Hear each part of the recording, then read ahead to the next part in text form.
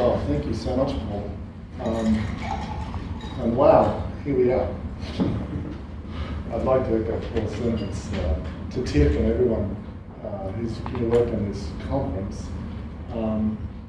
Wow, it's quite a process doing this. I think this is for me my fourth that I've been involved in one way or another. And I felt my job for you, Tiff, was to send you lots of helpful text messages. You know, a low energy activity, but frequent.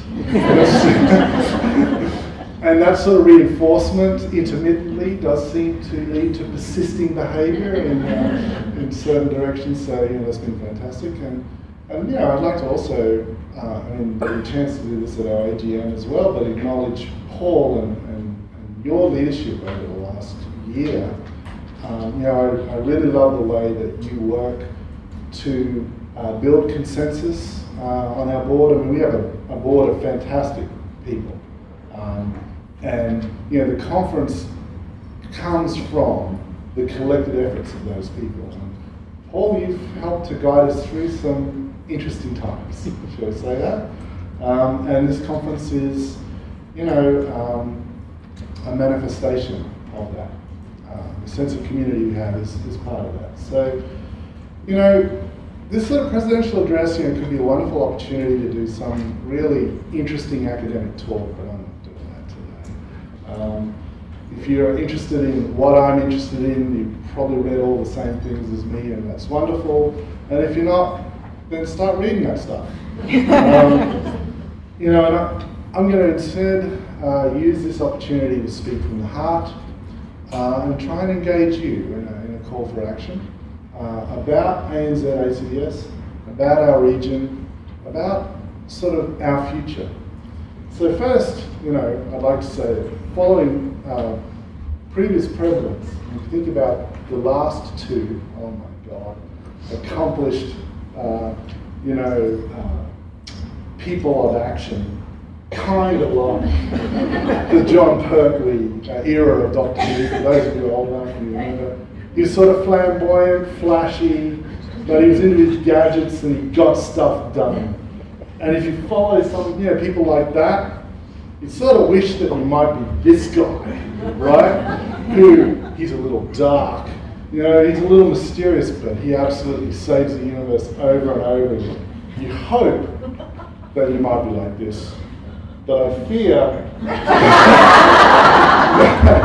well, I might be more this guy. And, so I'm going to spend this next year engaging in avoidance of being this guy. My interest today is to talk about our next decade. You know, we're here today because of all these collective efforts that started 10 years ago. You know, the community we have now has been built from all of that. And, you know, we've achieved a lot, and yet there's still a long way to go, I think. And I want to sort of highlight the importance of ANZ ACBS, and also, you know, challenge you a little bit to think about some directions that we might follow. I think to bring us all on the same page is to remember what contextual behavioural science is about.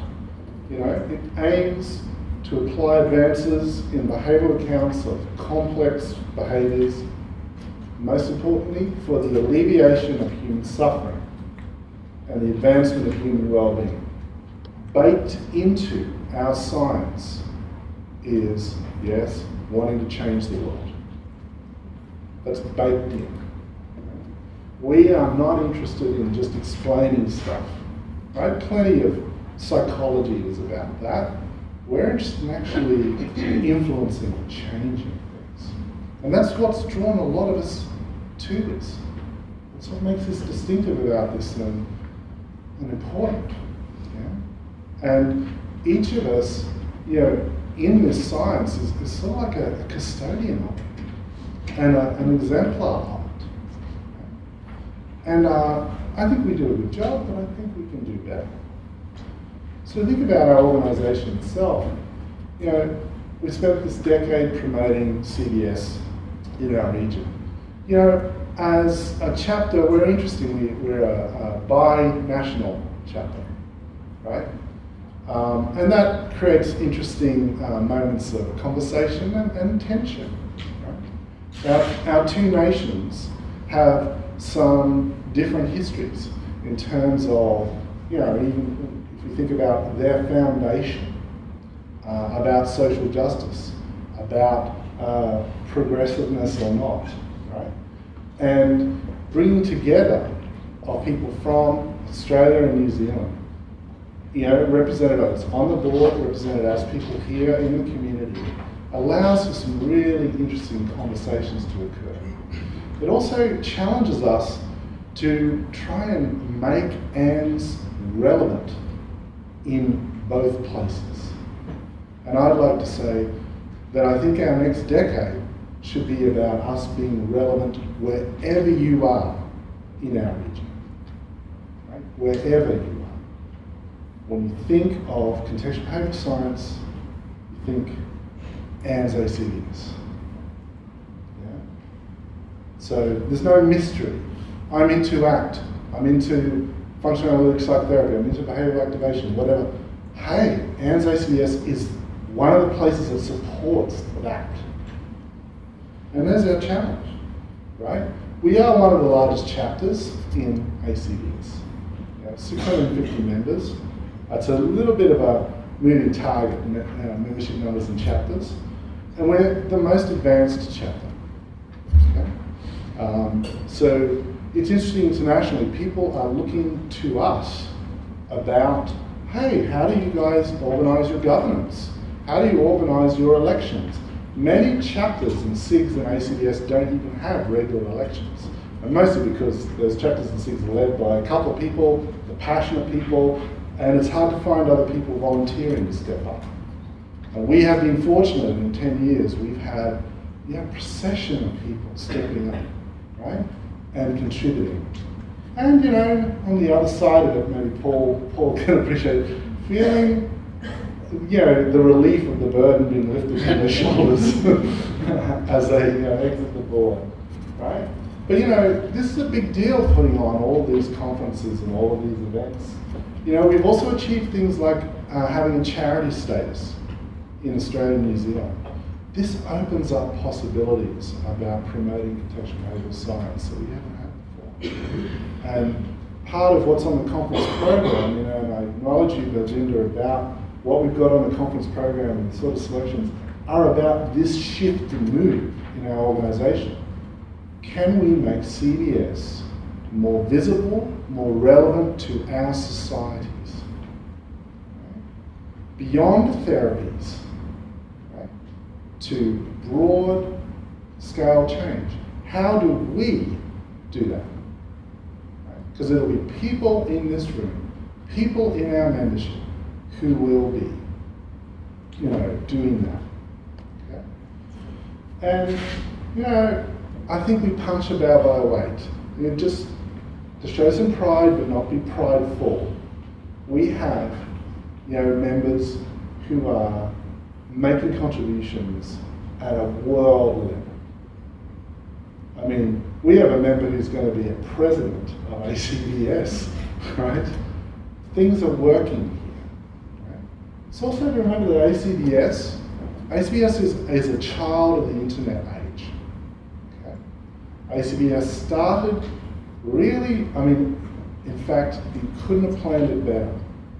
Really around the time that many more people got online, that mobile internet happened, that in the early days, those of us who were there with ACBS International, that listserv that allowed people, email all the time, it was a marketplace of ideas, it allowed for the organisation to feel intimate. And it allowed for all sorts of interesting discussions. I would say that listserv these days may be less a marketplace for ideas and sometimes just a marketplace, right? Shift to, I'm as guilty as any about flogging my particular products on there. But this interconnectedness, right, that has come from having the technology to be able to coordinate across multiple regions, have conversations that are sort of ongoing in an asynchronous way. This is fantastic. It allows for our capacity to really do things. Importantly, it allows for people in any particular locality to actually feel connected to something larger. Yeah. But there's growing pains with this. ACBS International, as the membership grows, well, we've got issues about diversity, issues about how we are inclusive, issues about perhaps how decisions are made, etc. And they're mirrored in ANZ ACBS too. And yet, I would also like to say that at the times we are in, the times ahead, point to needing organisations like ANZ ACBS. Think about the future. Right? Now, warning, this next bit's a bit of a down. You think about what the big issues are for our world and our regions. There's your tick box, and there's many more. But we've got things like climate change, we've got like wealth imbalance, fears of terrorism, insecurity, the refugee crisis, how we enhance people's health and well-being. Experiences of discrimination and prejudice. I mean, I lived in my bubble and I thought, wow, we're past that. No, we're not past that, right? We're right back in that. Right? And of course, as we try to work to have many more people included of all sorts of backgrounds, all sorts of creeds, then we're going to have to work out ways of working together. Some challenges there. And finally, about data capitalism. People know about that yet? I'll explain that in a second. So, climate change is real. It's something that we're going to have to deal with as a species. And it's likely that in the next while, there are going to be plenty of people displaced in our world due to climate change. So if the refugee crisis now is troubling folk, think about all of these places that are on this map going to be influenced in the next 50 to 100 years. Our societies are going to be faced with challenges of inclusion, challenges about resources. And already, in terms of other things other than climate change, war and conflict, there's plenty of internal displacement in the world. It's not going to stop anytime soon. So, as people, we're going to be more in contact with others who seem different, who challenge perhaps by their presence, and our political systems might play on this, what our values are, who we are. So, and our nations are places of refuge and safety. In Australia, politics sort of makes a big deal about refugees and asylum seekers, but as a percentage, we take it small. And our policies about treating folk who happen to go on that pathway, that blue one, in boats. Well, personally, my politics is that I don't stand for what's happening. And there's going to be increasing pressure about what we do, what's moral in our nations. I also think about wealth imbalance. And I was disturbed by this statistic. In 2015, the richest 62 people on the planet owned as much private net wealth as the poorer half of the planet. And as an example, in the US, there are 8 people who hold more wealth than the poorer half of people in the US. Okay? And in our nations, inequality, if you measure it by wealth, is increasing. Even in countries like Australia and New Zealand, who have been a little bit more egalitarian in terms of their economics. Okay. Some people would argue, I read Walter Scheidel's book. It's a very alarming book. It's about the history of violence across human history and its relationship to inequality. And basically his thesis in this book, once I put it down, I'm like, oh man, what are we going to do? His argument is that actually it's wars and plague, famine, systematic collapse that leads to greater equality That's actually what leads to equality. Not policies, this is the thing. The great period of equality, the great compression, which is at the end of that chart there, that was the 2 world wars. The 2 world wars raised equality. Yeah, but look at the cost. Right? What are we going to do about this? Right? And his argument is, I mean, it's pretty dark. Unchecked, this inequality will increase until some calamity occurs to correct it. When you think about it in terms of health, and we are two of the leading nations in terms of self-ratings of health. So people, on average, in our countries are blessed with good health. You know, overall we're living for far longer, and our death rates have fallen in both Australia and New Zealand. Smoking and drinking at risky levels is declining. Cancer is increasing, and people's survival of cancer is increasing too. And chronic disease is common. Most of us, at some point, are going to be living with chronic disease in our lifetimes. And when you look at health in our nations, a large proportion of the health, though, is stuff that's preventable. So the disease, you know, related to tobacco use, to high body mass. I mean, our countries are becoming more obese.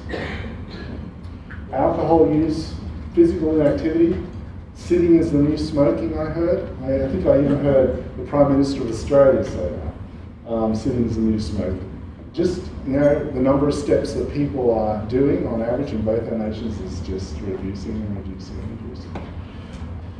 And we're faced with challenges about better healthcare for folk with dementias, with mental health disorders and addiction. That's not a rosy picture all around, is it? There's certain folk in our societies who really are not benefiting from the wealth of our nations. So, you know, Indigenous Australians, Maori, tend to have poorer health, right? Tend to have lower life expectancy by perhaps a decade lower life, you know, in terms of lived years, right? A greater prevalence of diabetes and the complications. So Indigenous folk, Maori, are more likely to be hospitalised due to diabetes complications and die from those complications. And with mental health, which is harder to quantify, it does seem in both nations that again, Indigenous Australians and Maori have higher rates of hospitalisations for self-harm, higher rates of suicide. With young people in both countries bearing the brunt of that. There's a lot of work for us to do. It's also that we don't seem to be getting along so well with each other lately. Right? So think about things like experiences of prejudice. In Australia, in 2016, 1 in 5 people living in Australia experienced racist abuse, and that's up from the year before. 50% in Australia again, 50% same-sex and gender-diverse young people experienced verbal abuse, 50%. The politics of the moment, I can only imagine that those rates are, you know, even worse. And then, you know, in New Zealand, 1 in 3 complaints are about some sort of racist prejudice statements. Finally, think about another problem. You know, here I am stating these statistics. There's a good chance you may not even hear these statistics if you live connected in any social media way, right? We are now in the age of the greatest surveillance ever of humans. I mean, East Germany has nothing on Facebook, okay, and Google. Right?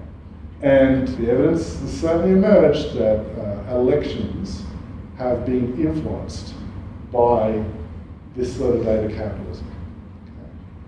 Okay. In Britain, they're trying to block Rupert Murdoch's Sky organisation from buying a big scraper of data. So that not just what you put on Facebook, so that that organisation can also work out what you're doing at home while you're watching television, etc. Joining all this stuff up. Those of you who've been on the listserv, you will have seen maybe Frank Bond's email about dealing with one of these data scraping firms where they were able to guess heaps of aspects about his lifestyle from a few algorithms and the available data on him in all the databases all over the place. So we live in a world now, and we talk about, you know, fusion, right? Experience and your mind putting, you know, things together. What about your whole experience of your society being mediated by unaccountable corporations? Okay. We're toast. And we won't even know it. So all these challenges require us to cooperate. These are challenges of cooperation. Okay, they're challenges of regulation, yes, and controlled influence, but they involve us cooperating. Yeah. And this is why I think ANZ ACBS is so essential. We, out of many organisations, are trying to promote pro-social behaviours. And that's part of our deal, is fostering cooperation. And our nations need that, need those voices. If CBS's goal is to alleviate human suffering, advance their well-being, what is there to do? What can we do? Let's remember that we have some big ideas. We have the big idea of psychological flexibility. Wow. Across multiple contexts, right? We can think of various ways, again, and also across levels, of fostering, right? Ways for humans to be in contact with what already shows up and to respond, you know, according to their values, rather than needing to get caught up or struggle with those experiences. And we're seeing a healthy diversity of ways of trying to foster that psychological flexibility. We're also moving in an era, I would almost argue, we're starting to see a post-act world. Okay. I was at the World Congress for CBTs last year in Melbourne. Anyone else there? Yeah. Can I say between us, at the level of technique, we've won. So, don't want to be prideful about it, but I will be. Right? It's all over the place. Values, mindfulness, acceptance, all this sort of stuff. The level of technique in terms of cognitive behavioral therapy, it's in there. And now we look at set-piece things like, you know, what's going to come ahead, like process-based CT, where people are starting to join together again about this idea of processes. Right? Or we look at clinical RFT. The future sort of looks really interesting, a post-act future, I would say. Yeah? One where we might be able to have very useful conversations with folk that we used to really argue terribly with. And one of our other big ideas is promoting processuality. The potential of this, the excitement around this, I think is terrific, and we need to, you know, run our organisation in these ways. We need to foster, you know, thinking and acting in ways that promote processuality. Think about like where I am. I work in an academic environment that seems to promote asshole-ish behaviours.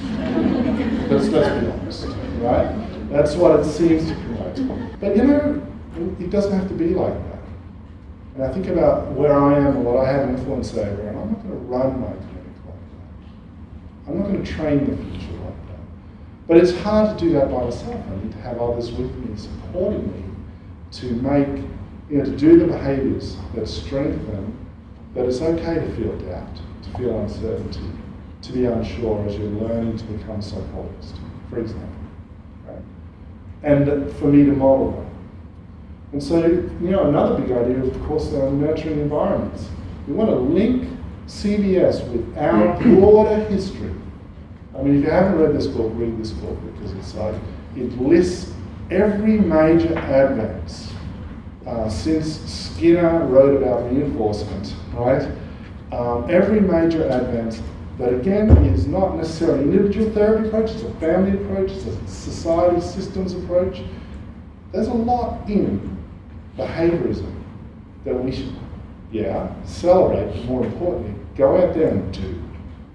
We have good ideas, they're effective ideas. And finally, language is relational responding. In my humble opinion, this is probably the most exciting area. It's going to be decades in terms of work, but what will emerge from the labs will help to create new approaches to working with folk in ways that foster their well-being. And as we argue, this is a uniquely human experience. I mean, animals make some distinctions, but humans can derive relations that are obvious, and relations that are symbiotic and arbitrary.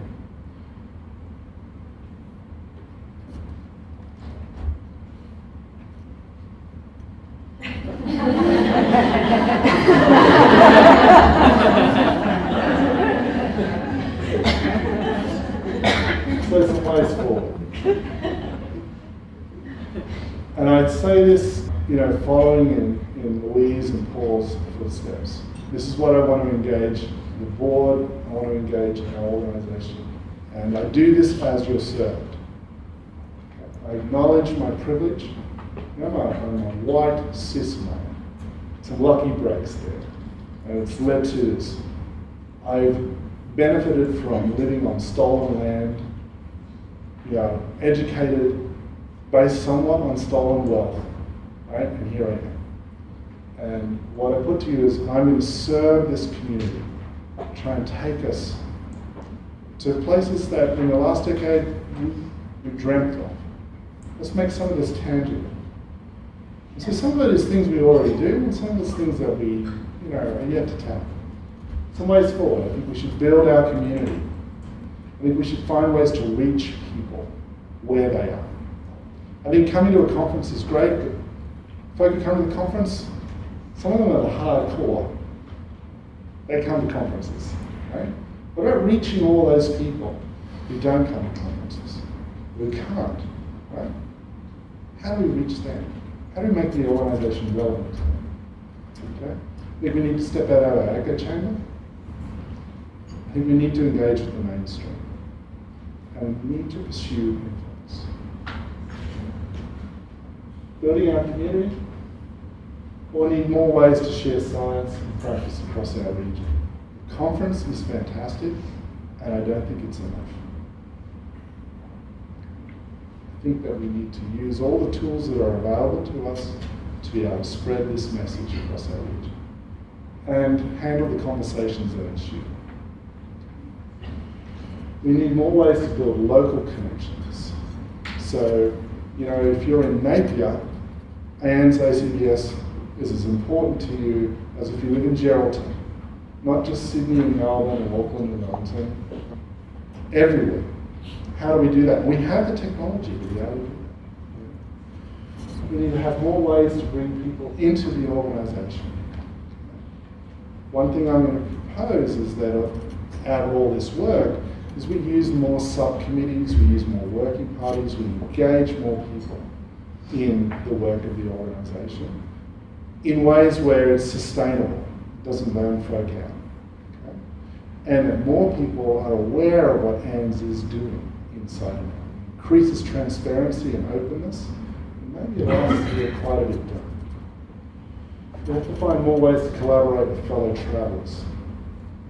There are other organisations and people out there in our region who are interested in the same things as us. Slightly different takes on it, but there's a lot there that we could work from. Frankly, we need more of us. Yeah. We have a great message.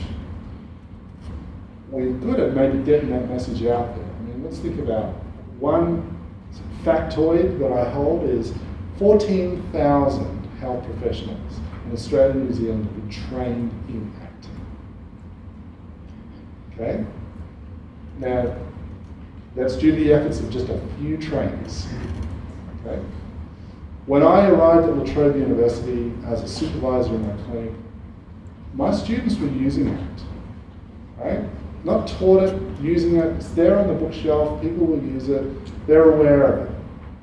That message is out there. Whether it's done very well is another thing, but it's there, right? And so, how do we leverage people knowing about this? Okay. We need to step out of the echo chamber. And I live right inside the echo chamber. In fact, yes, I sent a tweet about 8 minutes ago about this speech.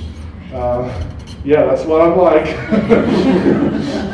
My robot sent a tweet for me about this presentation. I live inside the echo chamber, but look what the echo chamber leads to. Last year, I lived in Britain for a long time. Brexit was like a gut punch. Helped me realise I really lived in my little bubble. And it all reflected back to me, echoed back to me. Wow, how could this happen? How could this happen? Yeah. And yet, everything is reflecting, making, strengthening certain processes, and keeping us, just communicating with like-minded folk. There's a tyranny about this, right? Wow, I'm engaged, right? That swipe to refresh feature? You don't need to do, the technology's there, you don't need to do that anymore. Push technology, it's there because what's it like? Swiping up, right? Okay? We are inside that. And then there are new features. Oh man, I only give this much special to special people. I hope they feel it. Right? Okay? And then, of course, you run into, the rest of the world. So we've got a few examples here of discourse both inside our community and outside. And the thing is, the echo chamber sort of feel the love of ACBS, CBS community, it's wonderful, and yet it also, I'm sorry Paul, it's a little bit traumatic, one of those, at least one of those. But it sort of keeps us in this sort of, I would speak for myself, complacent, everyone agrees sort of mode, this is wonderful, and then you run into, not everyone agrees with you, and in fact, at least some of this stuff is what we need. Okay, some of it's rough and just rude, but this is how ideas get tested in a science-based way, to destruction. We need critics. Can we handle having critics? Out of the echo chamber and into the mainstream. What will it take for more of us to swim in the mainstream? To take CBS to places where influential conversations happen. Again, the conference program reflects some of that. How could we take those steps? Could our organisation as a charity become a campaigning organisation? Standing, yes. That was a very loud whisper. Stand up for stuff. Join with other organisations about that, yes. Campaign together. Don't burn ourselves out with that, but actually stand for things. You think about, again, in Australia, things like in the Northern Territory, have juveniles treated in detention using aversive punishment. Hello, our science says stuff about that, right? Perhaps we can make statements like that. And you think about, in Australia anyway, the Australian Psychological Society has only recently become a campaigning organisation, turned in that direction. If we want more members, I'll say as a demographic change, millennials need to join organisations that matter, that do things. I think just being a scientific organisation may not be enough. But in fact, actually, it might be in our interests to actually campaign as well if we actually want to have engaged members. So, but it's going to be about building capabilities. Campaign and deal with some of the blowback. How do we support ourselves while doing that? How does the organisation sort of deal with some of the the risk to do with, say, campaigning and standing up and stuff. These are all soluble issues. Okay. We want to build the capacity so that the conversation about the science and practice of CBS is not left to 5 people, or whatever number it is, that is actually how many people in this room and our membership could be the public face of CBS. In fact, if we had many more people, we were reflecting the diversity of our organisation. That would be fantastic, wouldn't it? Yeah? Not owned by anyone. Okay. And how can we in public defend the defensible while acknowledging what we've done? How can we work with others for mutual benefit so that CBS has relevance? So we're beyond the loving to actually fiercely out there in the world, standing for something. And we're already doing that, so I don't want to suggest that it's not just more and more people doing it. How do we as an organisation grow that capacity? So I think we should pursue influence. I think that influence should not be left to just a few people. Our ideas are useful, hooray, now what? Okay? So we need to increase our access to decision makers. We need to work out how to craft our CBS message. Okay? We need to grow future influences. That's why I think subcommittee work, people being co-opted onto the board, growing the next generation of people who are going to show leadership is an essential part of our activities as an organisation. Right? Getting into positions of influence and working with others. In my profession in clinical psychology, ACT in Australia is still sort of a joke. Okay? And partly that's because there aren't enough of us in faculty yet. Sad state of, wherever you sit on the politics about psychology in Australia, if you don't have people in those positions, things don't change. How do we support people to get into those type of positions? Okay? And how do we remain determined over time, not burn out? Stick to it. How did you do it, Tiff? We'll find out over a beer later on, right? As an exemplar of doing this, right? Of that persistence over time, the face of some, pretty powerful adversities. Your example is, what we can have happen in this organisation, supporting each other with fierce compassion. So, now it's your turn. You'll see on the tables in front of you, there's some speech bubbles in little coloured pieces of paper. What I'm interested in engaging in is your ideas about where we should go. I've got a few that I'm going to share in just a minute. But I want to start we're going to start this conversation. We're doing it more also on Sunday too. We've got a strategic meeting involving whoever is here about where the organisation is going. But I want to start seeding this. Here's my broad view, right? Well, what's your view? Where should ANZ focus its energies? Okay? Let's assume there are going to be more conferences, more events. But beyond that, what would you really want ANZ to stand for? Have some ideas about that? Write on the speech box.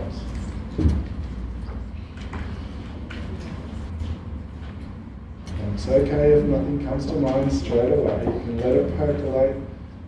We can collect these over the course of the conference, and if you're here on Sunday after the conference, we really do welcome your contribution. You've got some ideas. So, what can our diverse organisation do that would really make a difference? I'm going to present 5 ideas. And I'm going to present these saying, I'm not sour on man. Okay. So there are 5 ideas I have. Some of them the board already know about, right? Some of them you'll be able to predict, right? And they're an invitation. And some of them will fly, some of them won't. Okay? It's not about control and influence in that sense. It's about working with others to actually make the organisation even more relevant. So it's not 5 ideas to rule them all. Some of them are pretty dodgy ideas. It's a Sinclair C5 for those of you who it was going to revolutionise transport in Britain in the early 80s. It didn't. All right, here's a few ideas. Ones that we're already pursuing. Student outreach. Okay? So I started, well, actually after Trump was elected, to start to try and understand the modern Republican Party and where this comes from. And you know, the modern Republican Party, the US Republican Party, are also trying to work out this. And in both the Republican Party and the Democrats, they don't leave it to chance about the future, about the intellectuals, the young people who are going to possibly be the leadership of their party. They have ideological camps. They have meetings. They read Thomas Paine, you know, outside of, you know, college classes now. Admittedly, they're geeky individuals who do this, right? But they start to bring in and educate the future outside of other formal structures.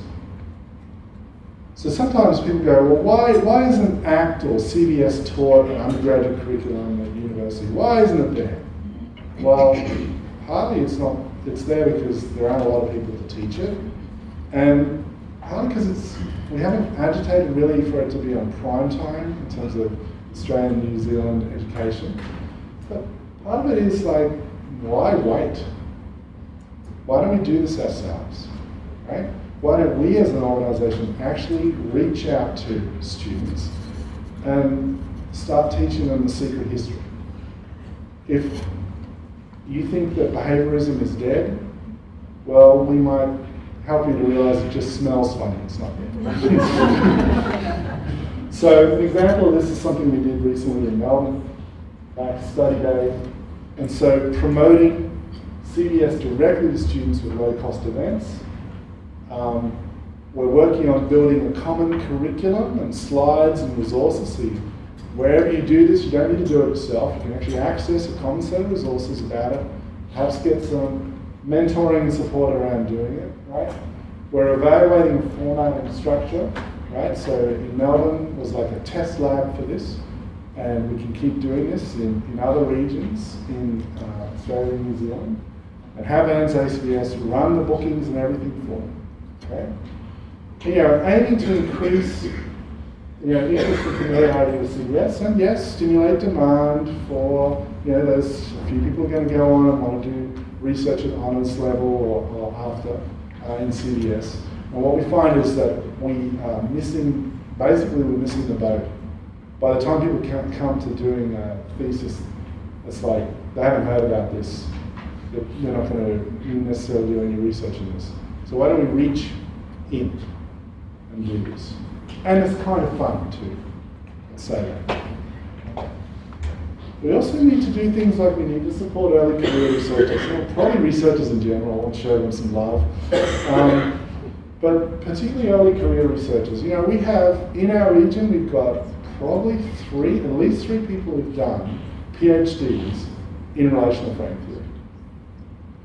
What's it like for them to try and get onto, you know, a university or a research-based role in an organisation? It's as hard as with anyone else, right? What support are they getting, right? Because when we get people in those positions, that's when stuff happens. Right? We need to be able to try and support those folk to get into those positions. It's key to our ability to influence.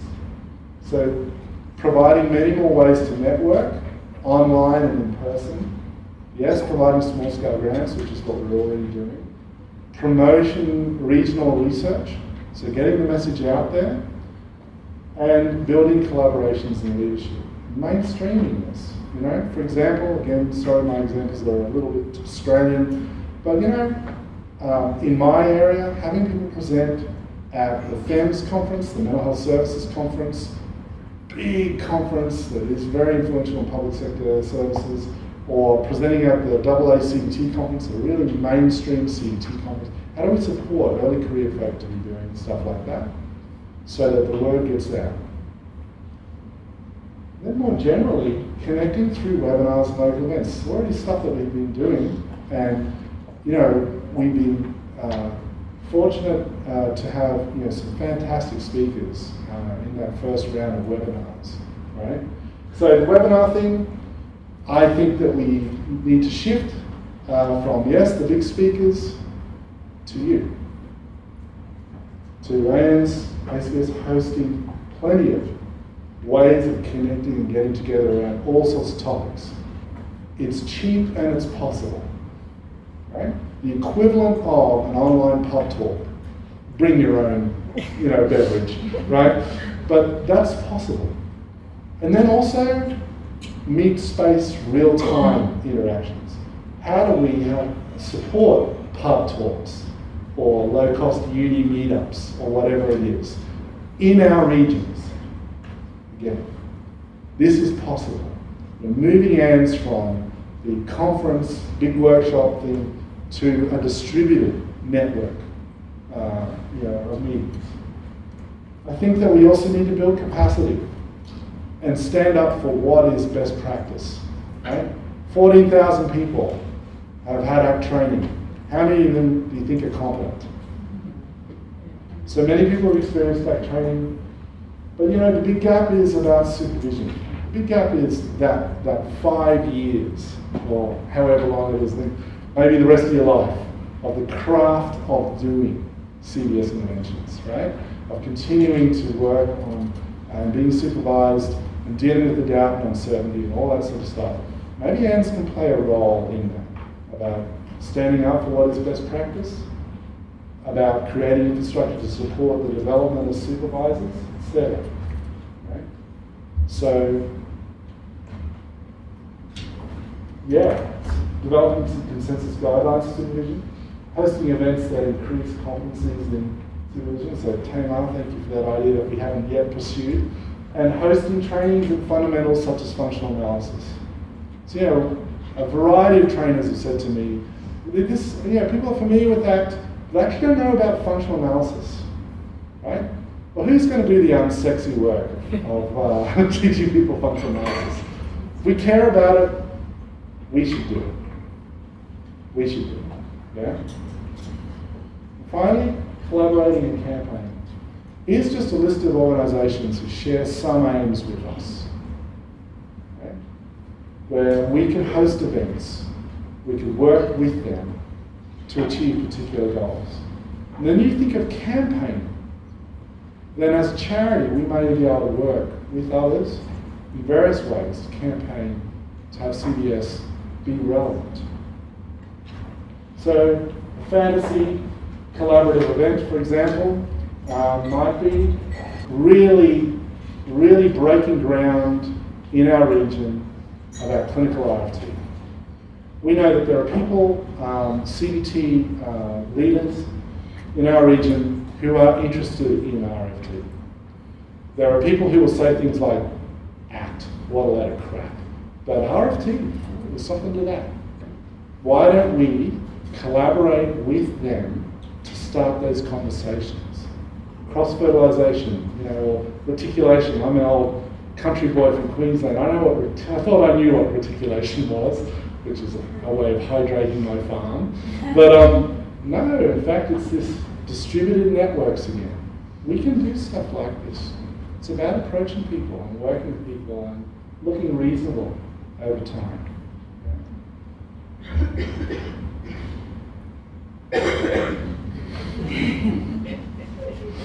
So, hopefully that's at least encourages some thinking and feeling about this. I think the thing, a quote I hold close from Fred Skinner, failure is not always a mistake. It may simply be the best one can do under the circumstances. The real mistake is to stop trying. We can persist. We have the tools. We have great people in this community, and we can bring others in. Yeah? So let's see where we can go.